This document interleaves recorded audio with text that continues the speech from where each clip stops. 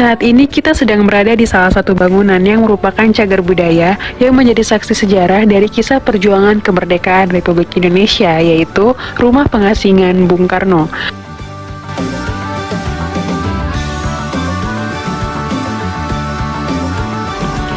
Rumah ini terletak di tengah kota Bengkulu, tepatnya di Jalan Soekarno-Hatta, Kelurahan Anggut Atas, Kecamatan Gading Cempaka, Kota Bengkulu. Awalnya, rumah pengasingan Bung Karno ini adalah milik seorang pedagang Tionghoa yang disewa oleh orang Belanda untuk menempatkan Bung Karno selama masa pengasingan di Bengkulu. Di rumah ini, Bung Karno menjalani masa pengasingan pada tahun 1938 hingga 1942.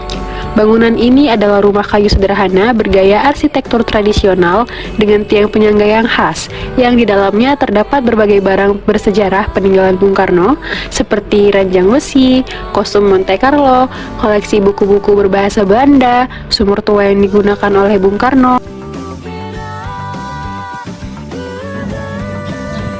Baik, di bagian belakang Bung Karno itu terdapat sumur, di mana ini adalah tempat ketika Bung Karno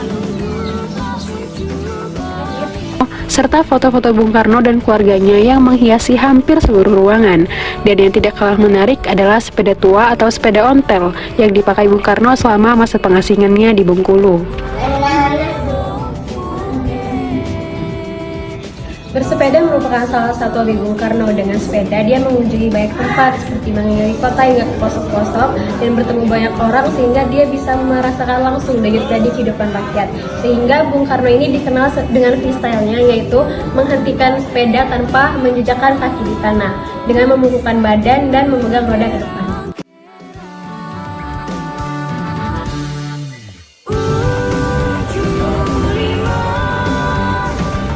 Jadi ini adalah kostum Monte Carlo, di mana Bung Karno pada saat itu aktif selain sebagai aktivis, tapi tetap aktif juga dalam memainkan seni ya, terutama dalam seni ya, tokoh dalam cerita di panggung gitu kan. Nah, ini adalah kostum Monte Carlo yang koleksi asli dari Bung Karno ketika memainkan peran di sebuah cerita panggung ya.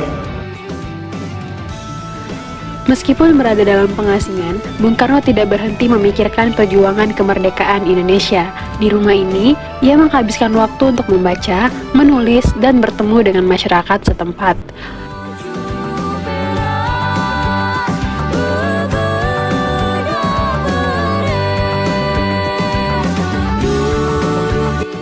Berada di pengasingan bukan berarti Soekarno putus dari dunia luar. Akan tetapi beliau memperdalam khazanahnya dengan membaca buku, dengan banyak buku yang terdaftar di rak ini.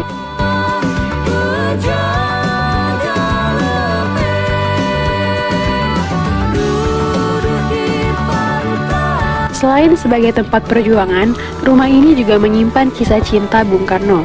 Di kota Bengkulu, ia bertemu dengan seorang gadis asli Bengkulu, yaitu Ibu Fatmawati, yang akan berperan besar dalam sejarah bangsa Indonesia dengan menjahit bendera pusaka, yaitu bendera merah putih untuk proklamasi kemerdekaan.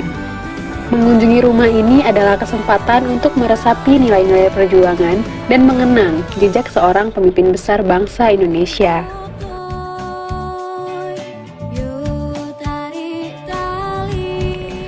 Kita sedang berada di ruang tamu utama. Di sini, Bung Karno sering menerima tamu, berdiskusi, dan menghabiskan waktu untuk membaca. Coba kita perhatikan sejenak meja kerja yang sangat sederhana ini. Di atasnya terdapat replika buku-buku yang dahulu sering ia baca, mulai dari politik, filsafat, hingga agama. Buku-buku ini menjadi salah satu sumber inspirasinya dalam perjuangan untuk kemerdekaan Indonesia.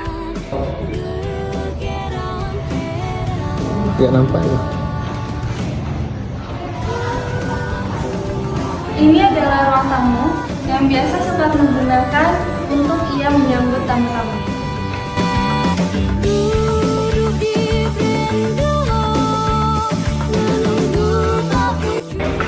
Di rumah Bung Karno ini tidak hanya menjelaskan bagaimana Bung Karno tinggal di Bengkulu, tetapi juga memberikan kita informasi mengenai mata uang yang dikeluarkan oleh Bung Karno sebagai presiden pertama kali dari tahun 1945.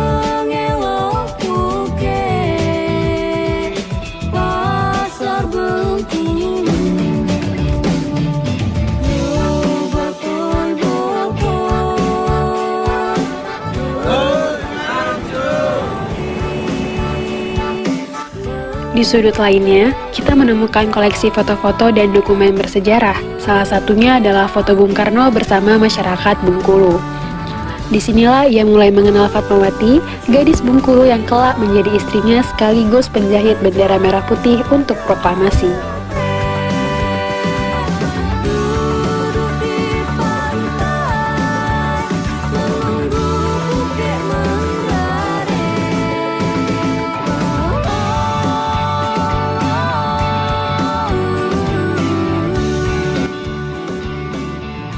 Kini, rumah Bung Karno dijadikan sebagai museum dan destinasi wisata sejarah yang terbuka untuk umum. Pengunjung dapat melihat langsung jejak kehidupan Bung Karno di pengasingan dan mengenal lebih dekat perjuangan sang proklamator. Rumah pengasingan Bung Karno ini buka setiap hari, dari pukul 8 pagi hingga pukul 5 sore. Harga tiketnya sangat murah, yakni hanya 5.000 per orang. Namun, harga tiket dan jam operasional bisa berubah sewaktu-waktu. Untuk itu, pastikan dulu informasi tersebut sebelum berkunjung ke sini ya. Terima kasih.